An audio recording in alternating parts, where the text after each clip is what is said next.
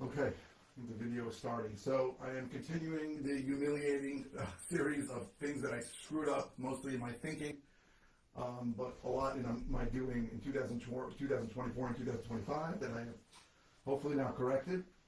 And one of them is not keeping track of the KPIs. Now, KPI stands for Key Performance Indicators. So I can give you the basic KPIs that any real estate investor that does what I do should be tracking. They should be tracking leads per channel. How many leads am I getting in a certain, like per week, per month, per year? How many leads?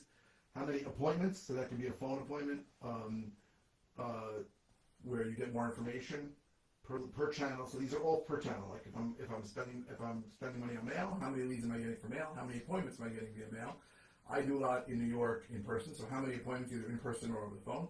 So leads, appointments, offers, right? And you should be making offers on every appointment, even if the person tells you I want $10 million for a house and you can offer $100,000, you still should make the $100,000 offer.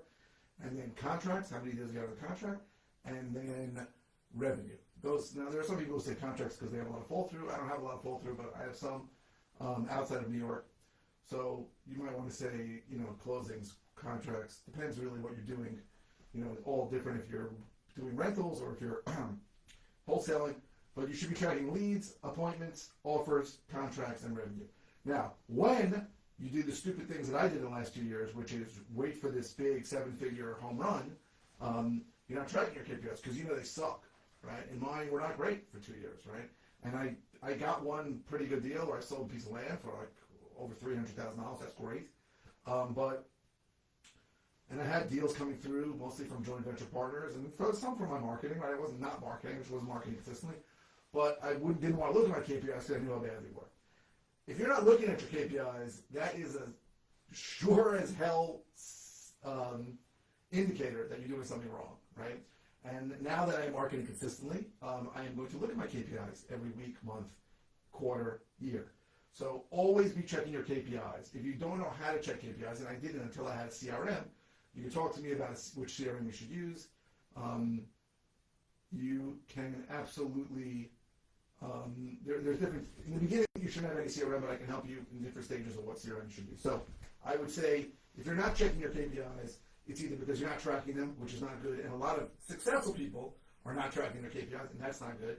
You should always know leads, appointments, offers, contracts, revenue. Those are the 5 minimum you should know. There's probably more things you should track.